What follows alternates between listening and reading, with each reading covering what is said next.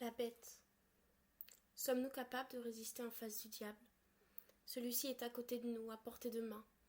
J'ai pourtant le choix de ne pas lui ouvrir ma porte, mais je l'ouvre encore et encore. Pourquoi? Parce qu'il est juste à côté de moi. Il va m'apporter douceur, excitation et réconfort en un court instant, puis il va me faire souffrir pendant des années et des années. Ces années de souffrance seront une perte terrible d'épanouissement, de bonheur, de courage et de fierté.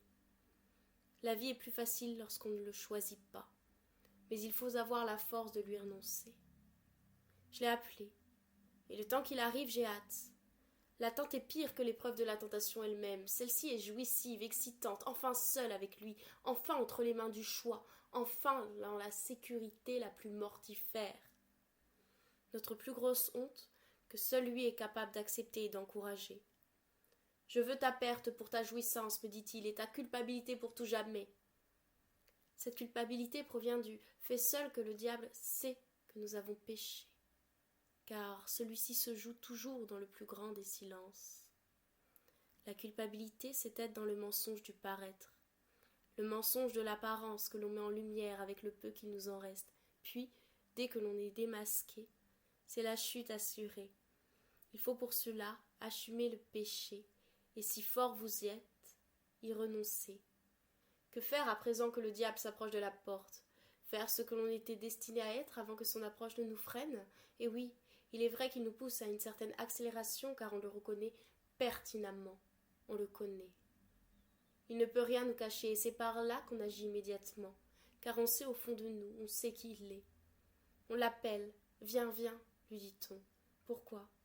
Parce qu'il nous pousse à la réalisation jusqu'à ce qu'on le connaisse, jusqu'à ce qu'à la moelle. Et là, nous pourrons le maîtriser, sauf si l'on est déjà mort, ce qui est fort probable, vu comment il détruit.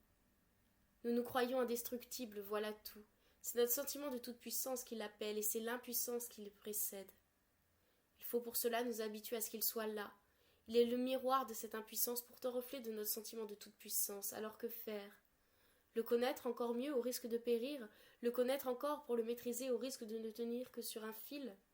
Ou bien avoir bonne mémoire pour ne plus avoir à recommencer, avoir la sagesse, la maîtrise, le refus de souffrir inutilement, le but nécessaire, l'élan, la motivation, le courage, la force, le but, l'hygiène physique, psychique et affective. Il faut toutes ces choses-là. Autrement, vous périrez. Il est la force culpabilisatrice, et travailler le mensonge, c'est travailler la duperie. Nous voilà là face à un autre type d'être.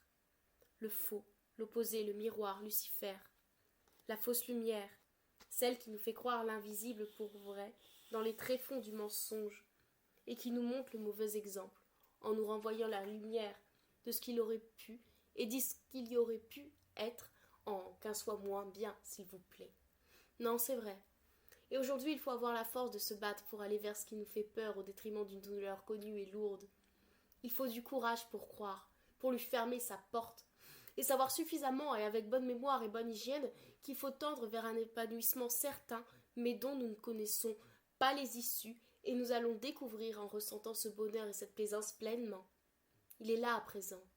Que faire? Y goûter encore? Je crois que oui. Imaginons un instant que je dise non, que je fasse perdurer l'attente si jouissif à l'épanouissement. Peut-être que j'aurais attendu suffisamment de temps pour en être délivré et ce péché ainsi ne plus l'être, alors je me serais délivré de mon propre appel au mal. Mais passons. Peut-être aurais-je eu des tourments, des folies, des contradictions, réflexions amères et poussives. Qu'importe, je dis oui. Allons-y et analysons tout cela attentivement. J'ai obligé d'en faire une pause, car l'épanouissement de l'attente devient tellement porteuse que ce diable, je le mets en pause, je ne le regarde plus. Je lui tourne la tête. Je l'ai appelé, mais je l'ignore.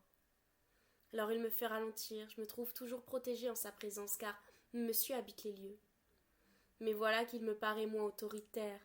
Voilà que je peux me lier avec lui sans avoir peur qu'il me détrône en gagnant cette partie de bras de fer. Et voilà qu'à côté, on m'encourage à patienter encore, comme si, petit à petit, ces lieux m'étaient protégés. Mais qu'importe, le bras de fer commence. L'affront n'est pas de taille, mais standard. C'est presque toujours le cas. Allons-y. Je suis en chemin. Je fais une pause car je prends le dessus. C'est parti.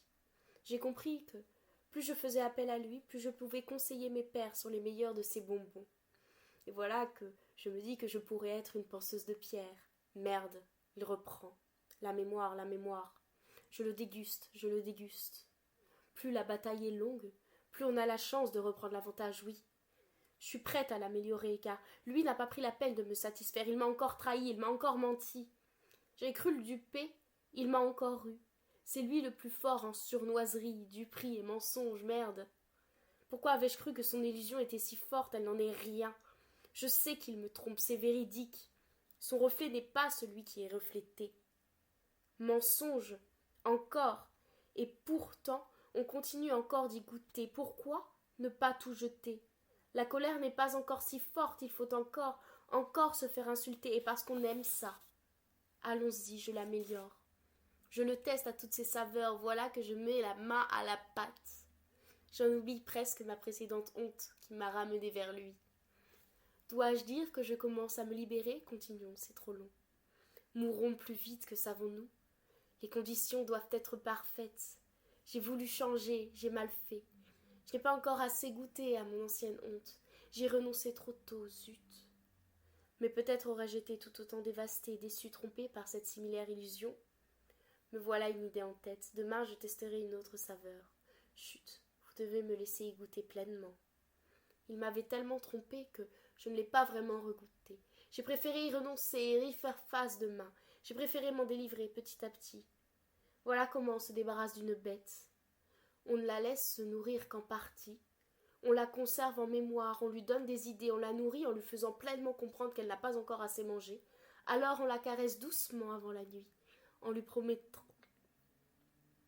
qu'on la régalera demain.